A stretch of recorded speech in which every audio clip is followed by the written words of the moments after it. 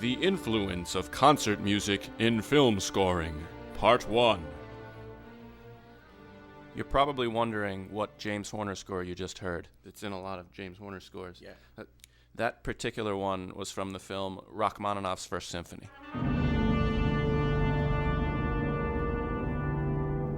That one is from Willow, and he's used that in other movies too. He's used that in Star Trek II, Enemy at the Gates, Troy. Willow's one of my favorite versions, though. Anyway, none of the stuff that you're going to be hearing on this podcast is a secret. People talk about this stuff all the time. I'm just not sure how many fans have the time or resources to go and listen to this stuff, so we thought it would be fun to play it here. Why do you think it is that Horner is the name that so many fans and critics seize on when it comes to homage or plagiarism? He does it more than anyone else, and his quotations are quite literal. He's not just taking a theme. Well, he does that too, but he'll actually take specific passages and pass them off as action music in a score. Like in Star Trek III, for example. Yeah.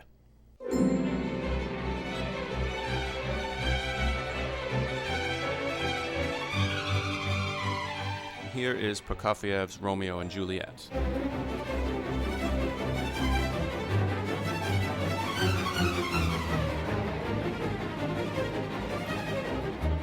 This one worked so well in Star Trek that he used it again in Willow.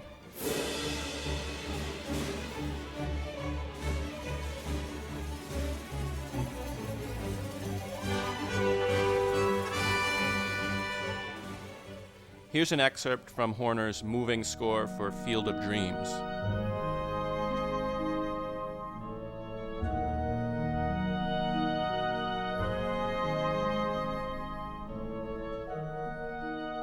And this is Aaron Copland's score for Our Town.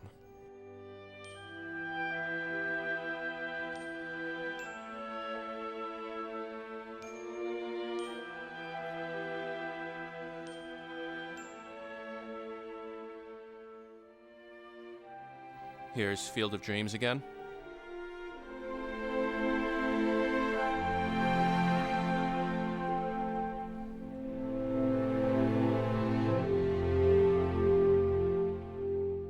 Here's the corresponding motive from Our Town.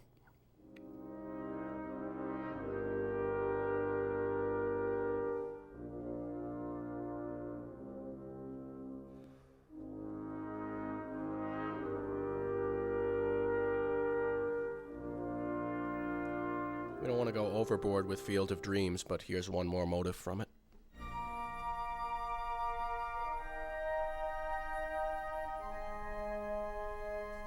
And here's Our Town.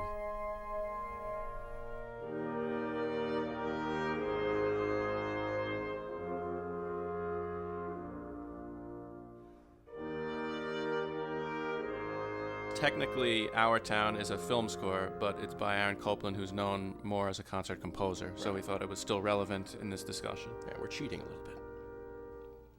It's ironic that the Field of Dreams score was nominated for an Oscar in 1989, yet the same year, Horner's score for Glory was deemed ineligible because of classical influences.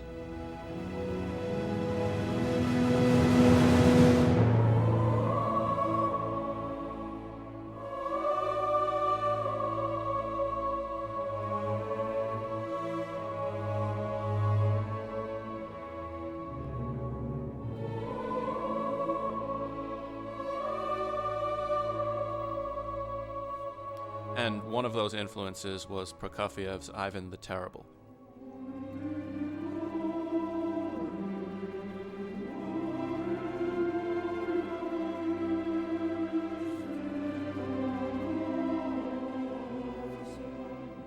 I do enjoy the way Horner completes the theme in Glory.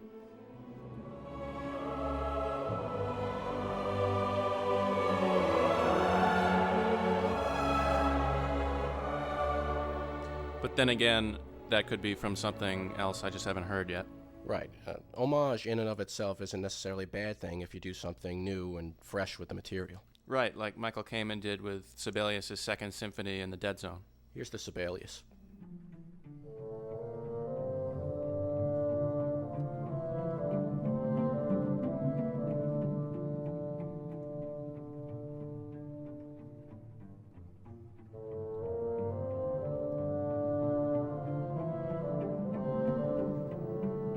Here's Kamen's Dead Zone main title.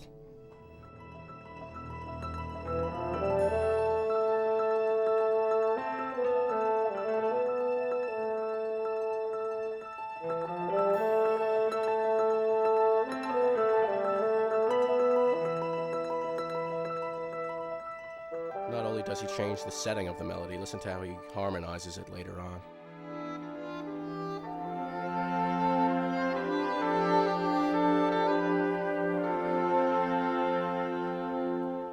I love the way he turns it into a tortured love theme for the Christopher Walken character. So that's an example of an homage that we think works, though it still would have been nice to have that credited in the end titles of that film.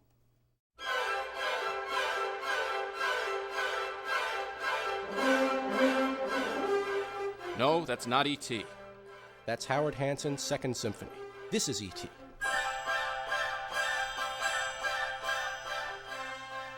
You might notice that the Howard Hanson is in straight 4/4, and Williams does his own thing with it. He puts it in 3/4 and adds that 3/8 measure to make it slightly off kilter. That's a little bit of a stretch. I wouldn't normally equate these two things, if not for the fact that there's another motive in this same Hanson piece that also appears in Adventures on Earth. Here's that Hanson motive.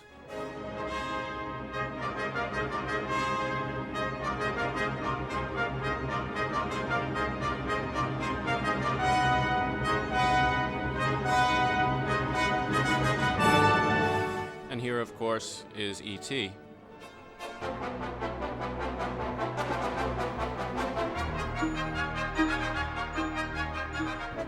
So that's Williams' take on the Hanson material, obviously very different from its original source. Right. All composers have reference points, including John Williams. Yeah, and that includes concert composers. You know, I think now's a perfect time for Doug's lesson. Good idea.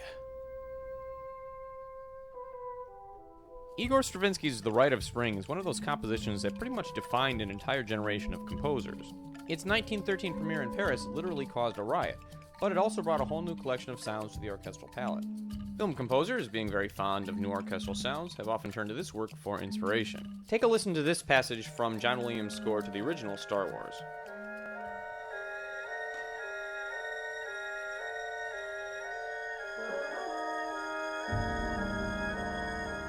And here's a similar passage from The Rite of Spring.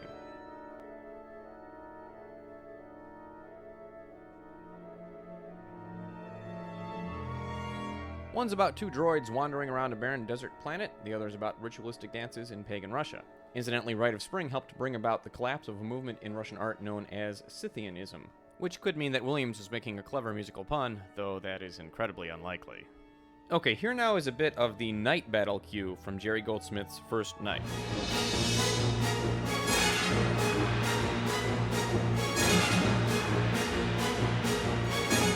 And again, some corresponding Rite of Spring.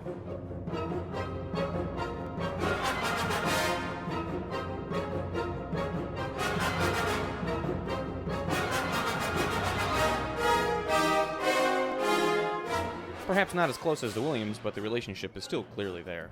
Now, the point of this is not to peg Williams and Goldsmith as plagiarists, but actually to show that this sort of thing happens in the concert world too. Here now is Edgard Varèse's Arcana, a well-known and well-respected concert work which borrows heavily from Stravinsky's The Rite of Spring and even his Firebird. However, where Williams and Goldsmith used Stravinsky-like ideas in isolated passages, Varèse's writing mixes it throughout the duration of the piece, creating a sort of Stravinsky stew. Here's a passage from Stravinsky's Firebird.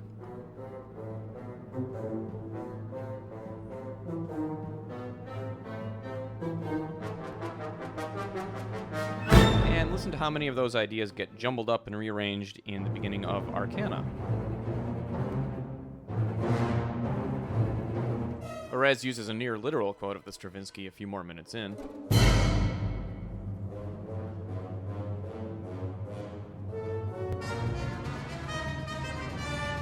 Varèse also took several non-motivic ideas from Stravinsky, ideas that related more to his treatment and use of the orchestra. His instrumentation was based on the Rite of Spring, right down to the Wagner tubas, which are pretty rare for the period but more common today. In fact, you can often hear them in Danny Elfman's bigger scores. Now listen to the way that Varèse uses the orchestra in these passages. He doesn't take any specific material from the Rite of Spring, but the way the voices interact and the kinds of shapes he's creating are incredibly similar. So here's Arcana.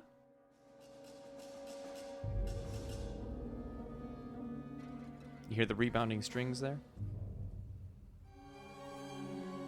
And here's the Rite of Spring. It's the same string shape. These types of similarities might seem pretty superficial or commonplace by today's standards, but remember in 1913 or 1925, this was a pretty revolutionary treatment of the orchestra. Here's another. Varese. 3 percussion notes preceding a broader figure. And Stravinsky. Same type of thing.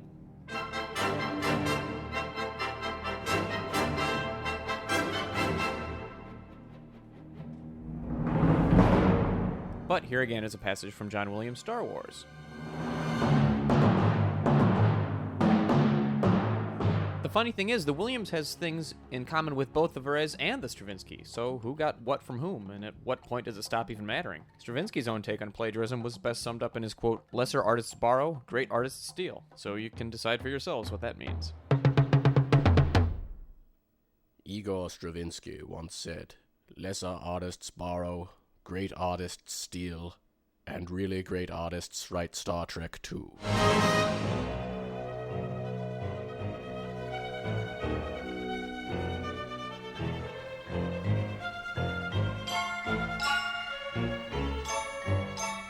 This was one of my favorite James Horner passages growing up, and when I heard where it was from, that's when my faith in Horner was permanently shattered. Here's Benjamin Britten's Sinfonia da Requiem.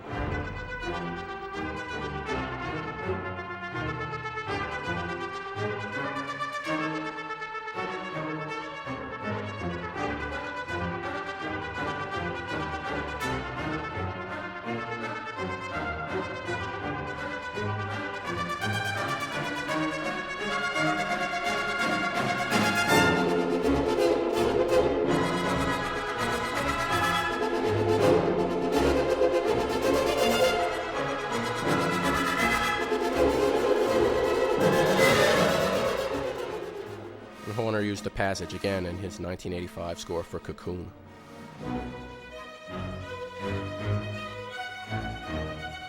Why does this one bother you so much? Because it doesn't sound like a major theme from a concert work, it sounds like incidental action music. And I always thought, if Horner wrote any original film music, this was like a great example of it. No, it's not. There are different reasons for homaging in film music. Right, sometimes it'll be a temp track, and I'm pretty sure that was the case with E.T. Other times, it's just the composer's influences showing through. Sometimes it's laziness or a lack of creativity. Or it's a coincidence. Sometimes there are even existential or associative reasons where the composer's looking to draw a connection between what's happening in the film and some piece of music that most people won't notice, but maybe subconsciously understand. Right, like Michael Kamen's use of Singin' in the Rain and Winter Wonderland in Die Hard. By the way, you're not listening to Sneakers. This is Arvo Pärt's Fratres for strings and percussion. Here's Sneakers. Do you think it matters that this stuff is lifted if it works dramatically? And I think Horner does make it work dramatically. I mean, I don't think the filmmakers care. It matters only to artists, and I suppose people who value art and originality in art. Just because something functions in a film and makes the film better doesn't mean that it's artistically viable. Right. For somebody that doesn't know that the material is lifted, I mean, it doesn't make any difference at all. If you do know, it should make a difference. There are many people who don't want to talk about plagiarism in regards to film music, in regards to anything, and specifically with James Horner because it's such a tired subject. We can go on for another 20 minutes talking about things that Horner has lifted, like the Guyana Ballet Suite that's in Aliens and the Jack Ryan movies, but I think we've made our point. Some people choose to forget the terrible, awful things that have happened throughout history, and other people choose to remember and learn from them and never forget what's important. Never forget. The subject is especially worth talking about if you care about film music as an art form, because as far as the academians are concerned, this is one of the main reasons film music is looked down on. The amount of plagiarism, the way a lot of film music is concert works stitched together in inferior forms. Right, and composers like James Horner only fuel that fire. But we're not saying you shouldn't enjoy the music, we're not even saying you have to care. Right. To each his own. There are only so many notes. Eventually, we are going to run out of notes, and it's going to become more and more difficult to write an original melody, I think. Yeah, what do you think people are going to be more upset about? The fact that we're talking about plagiarism or that you just imitated James Horner? It was an homage. And now for 30 seconds of Lee Holdridge's little-known score for 16 Days of Glory. That's a documentary about the 1984 Olympics, and as far as we know, the music is original.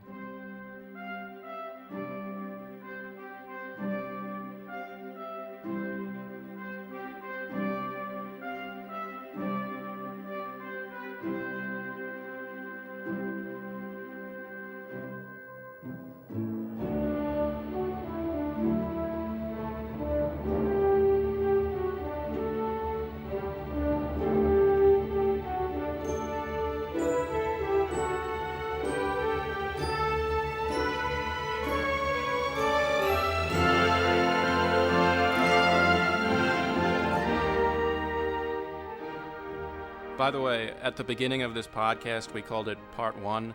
Don't worry, we're not planning on a Part 2. And now for 30 more seconds of 16 Days of Glory.